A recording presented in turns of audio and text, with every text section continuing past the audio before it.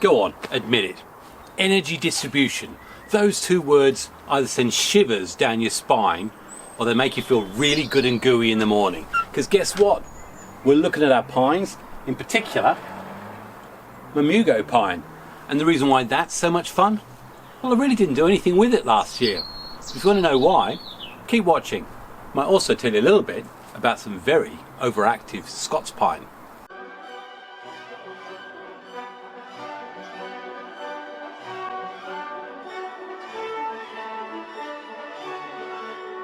Hi, it's Xavier and welcome to my bonsai retreat. And yet beside me I've got two of the Mugo Pine, I think it's winter gold, that I bought way back in 2022 when I was doing the $50 bonsai challenge with a load of other people. Stuff. Oh, well, I wonder what they are. I wonder if they're for sale. Is that Mugos? 50% off Mugo. Oh, I might get that. I'll have a look. Well, with all the noise going on, there's no doubt about it, as I killed both my other Mugos and they look in much better condition. They're not going to be part of the challenge, but that's what I call a bonsai bargain basement spot. So sure enough, the first thing I did is got these two pines and looked at the time of the year, and I think, if I remember rightly, we're heading into June, July, summertime. Not a great time to repot, I thought to myself. Or was it? Well, before I answer that question, let me first point out that, do you know what, Mugo Pine, I've got to put a big thumbs up to Harry Harrington Bonsai for me, because his species guide for the UK is probably the best I've seen. I know there's loads of others out there, but you know what? His advice is absolutely fantastic. I've got a link to his website, and I really do recommend you have a look at it. A lot of the techniques and timings I use come straight from him. Because although I've been doing bonsai for the best part of 25 years, a lot of my knowledge has come anecdotally, or through practice, the hard way. So if you want to shortcut things, have a look on his website, or better still, watch a lot of my videos, because most of his stuff's going to come from him. Anyway, one of the big things about Mugo Pine, or in fact any pine, is if you do a load of work, they do say, don't insult it the following year. In other words, let it rest. In fact, I've got the resting police flying over. We've got some big RAF thing happening, memorial thing coming up soon. But yeah, so last year, although I think I showed it, I did absolutely nothing to it apart from feed it. Now, strangely enough, this one is absolutely throwing up loads and loads of candles, which I know everyone's saying, great, fantastic. Should we have a look at the second one though? This second one, in fact the one that I've got less of an idea of where I'm going with the styling, has got still lots and lots of candle growth at all the points that we want it to happen, and you know, overall really happy. And if it wasn't for the one that you've just seen, I'd be thinking this is great. We've got loads and loads of candles, all very similar heights from all the different junction points we worked so hard to get these back buds from in 2024. So in terms of that initial question I asked, energy distribution, those lovely two words that send shivers down our spines, it's actually already pretty well distributed right across this. And if you look at the shape of it, one of the reasons may well be, apart from the fact very healthy in its pond basket, the branch structure is all pretty well on the same plane. So if it's pulling juices up from that root system, and if the root system's healthy, then it's decided equally that all of these branches and all of these buds or candles have equal chances of success. So in terms of competition, all of them are equally great, which for me is good, because that means right now all I need to do with this one is have a look and see, have I got any cases where there's more than two candles, or have I got a particular branch where I want a candle to extend. More of that in a minute, because I think we really ought to go back to the other one, which is going to be fantastic for helping to demonstrate energy distribution. But before I do that, gosh, the sun is glaring straight across my face. I'm sure it's like a whiteout on that screen right now. I am ecstatic about this. I'll answer that first question straight away, because obviously I bought these in the sort of early to mid-summer in 2022, and I thought I'd have to wait till the spring of 2023 before I could repot. But no, I had a look at Harry Harrington's species guide, and he assured me that Mugo Pine in particular is one that benefits from the sort of mid to late summer repot. So I thought, you know what, let's find out. Both of these got repotted then, and you know what, it was very slow for a year or two afterwards, but it looks absolutely fantastic. So, you know, absolutely late summer repot for these, definitely. But before we go into a look at the energy distribution and how I'm going to manage it on this particular tree, which is sending up shoots at all sorts of different heights depending on where the branches are and how high they are up the tree, beware. There's one big thing you need to be bewaring of. Bewaring of? Do you be wearing? Be wearing. I don't think you be wear. Cut. No, and that's the problem with fixed calendars or fixed dates. And you know, I'm terrible for it because I've got my bonsai app, my bonsai database, which if you're not aware of, absolutely fantastic. Loads of people have got lots of good stuff to say about it, and if you want it, it's free. So, but the thing about it is I put reminders in, whether it be to take off wire, whether it be to do pruning, repots, all the good stuff. But a particular reminder is when to do your candle work on the Mugo. Now, the last couple of years, it's been pretty late in April, and the reason why I say that is because those needle pairs have actually started to open out. Probably I'm a little bit late for actually doing what I want to do now, which is anytime there's a candle above an inch or an inch and a half, which is what's recommended, is that you actually pinch the top out so that no more energy goes in to that particular candle. It's just a case of pulling it out like that. As you see there, just pulled out the upper end. And what you're looking at doing is trying to keep the heights pretty equal on your candles. So that's that one done. I'll do the same here on this one. In fact, we'll show it on this one here. We'll just get our fingers in, twist and pull. And same here, twist and pull. And all we're doing then is saying to the tree, I think we've stopped the flow of Auxin, which is where the Auxin, I think, is what actually tells the plant to shove all its energy that way. That's a tip that wants to grow. By cutting that now, the tree is now going to redistribute energy to potentially some of these weaker ones here, which is what I really want to see happen. Again here, just pull that one. Now, you can also use a sharp pair of scissors to do the same thing. And as I say to you, I'm probably, as honest, probably a couple of weeks late on this. So what I've just done now is I've gone around the rest of this tree and just made sure that all of the extending candles have had the tips pulled off. I want them all to get the equal amount of energy. And I suppose a bit of science. How does it work? Well, here in the Bonsai Retreat, can be a bit hit and miss with science, but I'm going to give it a go. There's something called Auxin. At the beginning of the growing season, this tree floods the tips with Auxin. Auxin is a hormone that is responsible for the elongation or cell division or basically the growth of the new tips, so that the tree can maximize its ability to photosynthesize either through greater needle production, through getting taller, bigger and stronger. By cutting the tip off, you've basically cut all the Auxin off that's in that particular shoot. The tree then says, oh, may have had damage to it. What I'm going to do is redirect energy to one of the smaller ones that hasn't been damaged, i.e. the ones that are often lower down the branches, because obviously the tree, all it wants to do is to send everything at the top where it's apically dominant.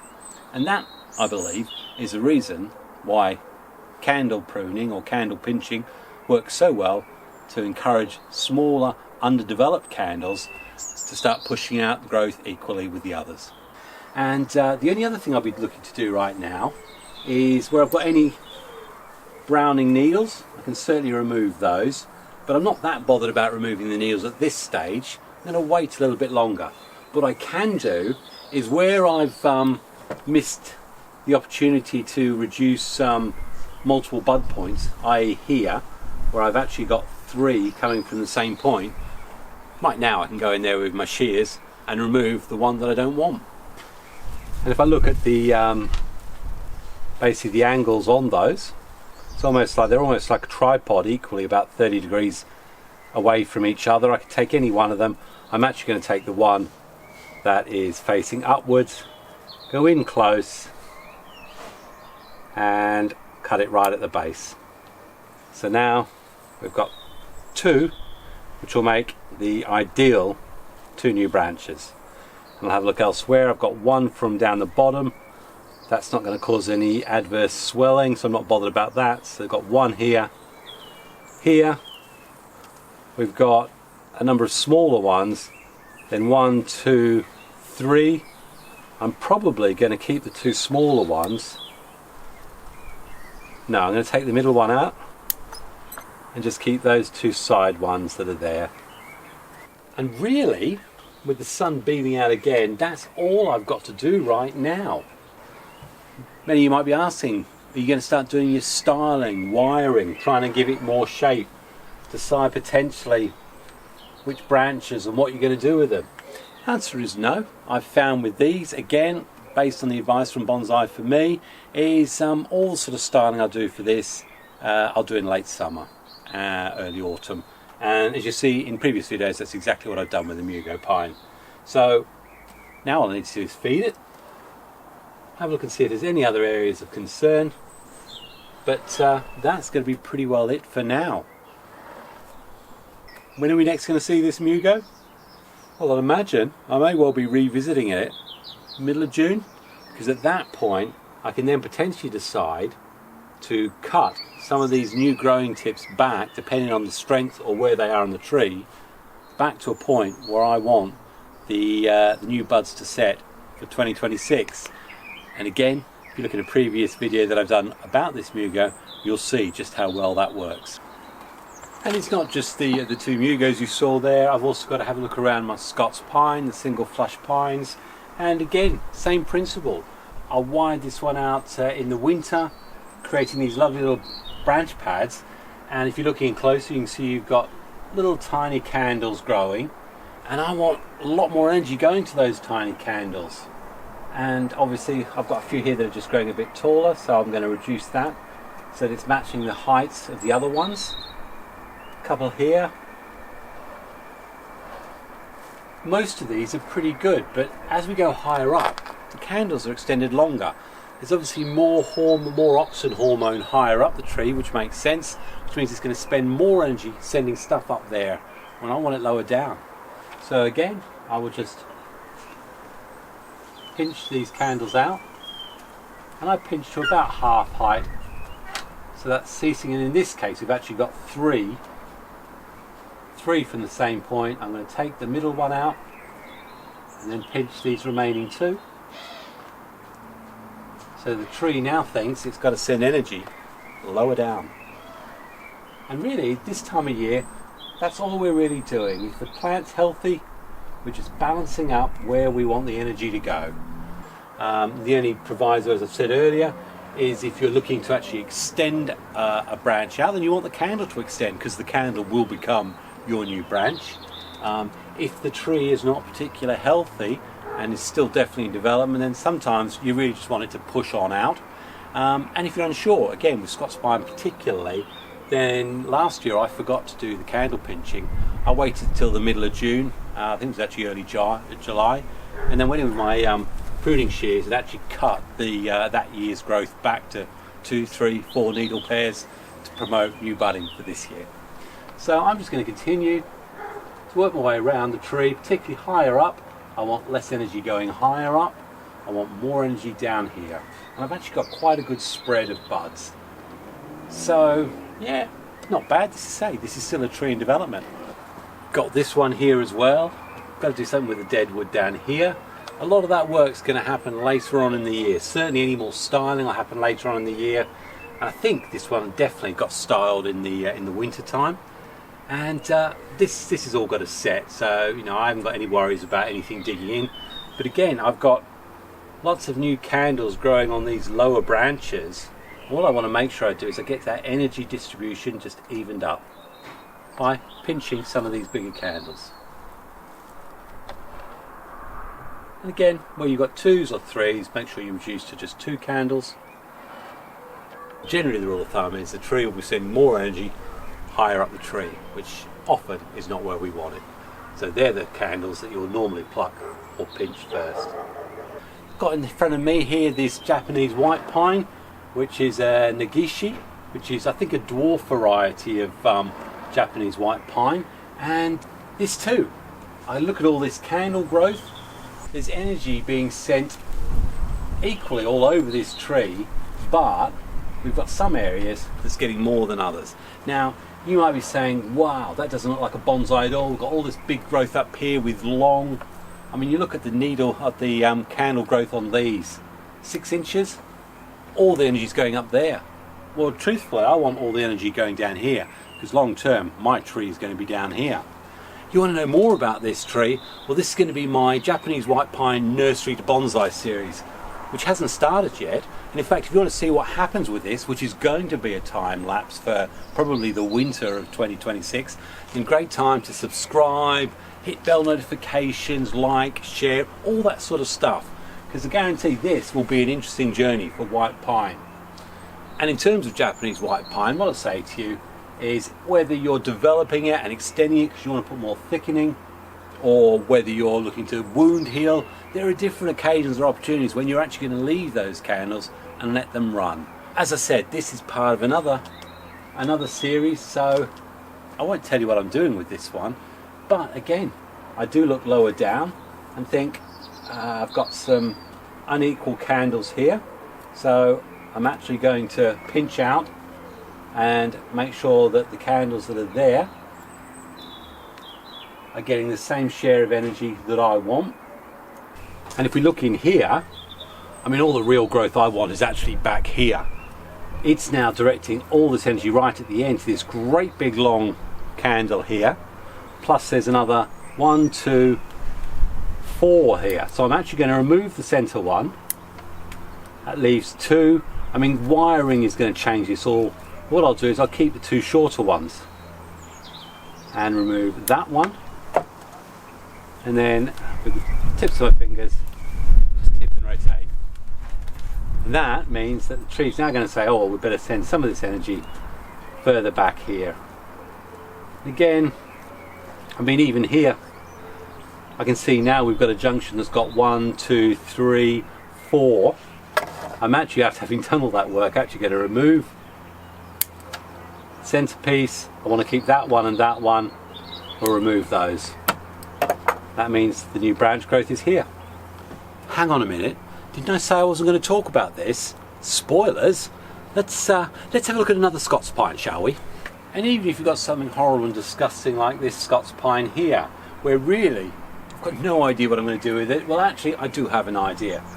The whole tree, there's some little bit of movement here, but most of the tree is going to be in this top half here. So I actually want all those candles up there to be growing and extending. The lower ones, I definitely don't want big extensions coming out, because the reality is I may well end up removing some of these branches. Don't know, this is looking like a complete regrow. So, and it's something probably to think about there. If you're doing a complete regrow while it's developing, sometimes you're better off just letting the tree grow right out. Because the thing about Scots Pine or pines is that the healthier they are, the more energy that's being sucked through the main part of the tree, you're increasing the likelihood of actually getting back buds in much more advantageous positions lower down branches where you didn't think you were going to get them. So sometimes if you're stuck with a tree like this where it really has got no prospects going forward and you can't see an easy solution, feed it heavily and just leave it. Let it go, let it run, and just see if it tells you where your next bonsai move's going to be with it, and hopefully get some nice back buds. Anyway, short and sweet, that's what I consider when I'm looking about my Scots Pines, my Japanese white pines and my Mugo Pines. Everything right now in the middle of spring is about getting the right energy distribution, reducing growth in the areas you don't want it and increasing it in the areas that aren't getting it. And normally that means reduce the top to get the vigor at the bottom. Now it goes without saying that you all know that I've got this brilliant Japanese white pine. I've had it since 2002. I paid the grand total of £50 for this.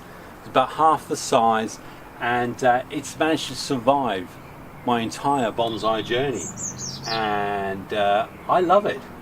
And the only thing I'll say is, all he says bending up some branches, is that there tends to be two schools of thought. If you watch Ryan Neal, certainly he'll say, don't touch it, leave it until the sheaths around the new needles open up and start to drop, and it's like rice paper.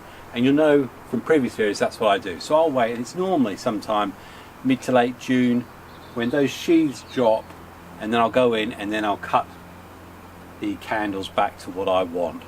But equally, there are other people who I've seen quite happy are saying, I want to balance the energy distribution across this tree, so I will shorten in the same way that I've done the other one. So this year I'm actually going to do that, and I know it's not going to cause any harm to this tree, because that was the original way that I used to distribute the energy and keep the growth equal across this, what I call a completed tree. And I think when we're looking about a refined Japanese white pine, it's a whole different story.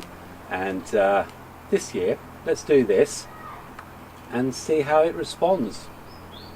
There's no threes in there, but what I will say is as I go higher up, I definitely want to reduce some of these bigger candles higher up.